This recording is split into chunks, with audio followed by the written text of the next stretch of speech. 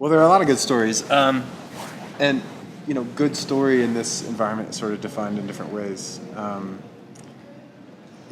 good story tends to be a bad story at the same time. So this is sort of a bad story. That's a good story. But when we were marching with the Journey for Justice, Ferguson to Jefferson City, that's what it was officially called. It was a 134-mile march, and mostly the beginning of December. I can't remember the exact dates of 2014.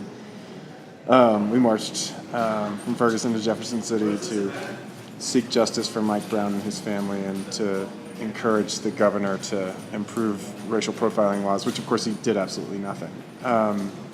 We had a couple of KKK infiltrators, and I get this smile on my face because they were so obvious. It was almost sort of ridiculous. Like, I kind of wanted to go up to this one guy and be like, "Look, dude, just leave. Like, you failed in your mission. We all know who you are." But we didn't. We decided, okay, well, they're not really hurting anyone, so whatever. And after we went through this little town called Rosebud. It has about, I think the sign says like 412 people or something. And it's a little bit famous in this march because we encountered extreme counter-protest. People lining the street. They were trying to block the street. The sheriff said, we're not going to help you get through, and in fact tried to stop us from going through. And President Brooks basically just said, "Do your job and get over it," after we negotiated for 2 hours or something. So we're walking in through this town, and somebody had put some malt liquor and some fried chicken and a melon on the side of the road, and they were, yelling all the words that, of course, they yell. And when we got through the town, we learned somehow that the KKK was planning to meet us at this bridge that we stopped at the end of the day, at the Gasconade River, and it's a county line. So I think the understanding was that they didn't have the I don't know if they had the official okay of the sheriff, but he had made it pretty clear he wasn't terribly pleased with us coming through town. So the county lines that demarcates sheriff here and one county sheriff and another. And also bridges are obviously famous places where civil rights marches encounter violence, because you can't run to the side because you're stuck. And so we learned about this somehow, and the night before, we were staying at Lincoln University in Jefferson City. It's a famous historic black college. And Jonathan McKinney and Kevin Miles came up to me and they said, "Okay, so here's the situation. We want to evade these people. We don't want to encounter them. We just want to avoid them entirely." So they said, "What we want to do is we want to get you and 4 or 5 other people," and that included John, out there at 5, 6 in the morning, because we usually start at not necessarily sunrise, but sunrise or a little after, and we want to just book it out of there before they even show up. So we get out there, and the only people that knew about this were me, John, Phil. He's I call him the Michigan boys. I think we all call him the Michigan boys. They came down from Michigan, and 1 or 2 other people. I can't remember exactly who it was right now.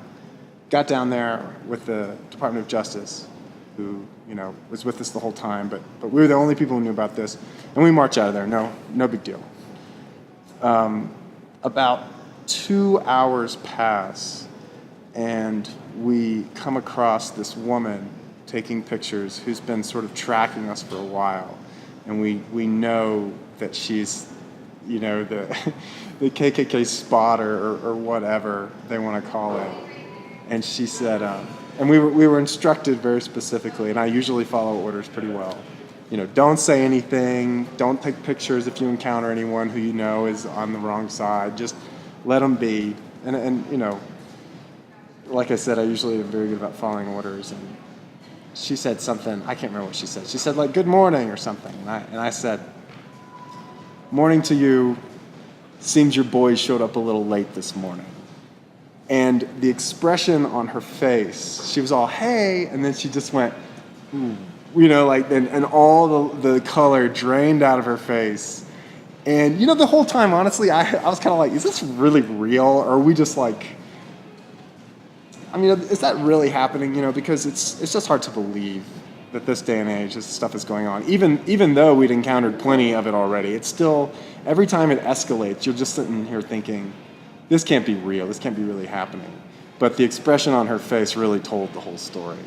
And I think that's a good story because it's just a great example of the way the NAACP deals with conflict. You know, they deal with it head on when it's wise, and when it's not wise, when you can go around it and just sort of say, well, you missed out, that's what they do too. And I think it just displayed a certain amount of leadership, and it was really cool. You know, when we came up to the bus, and everybody applauded us, yeah, and of course the KKK mole is applauding us, and we're like, dude, we know, like, don't you get it that we know who you are?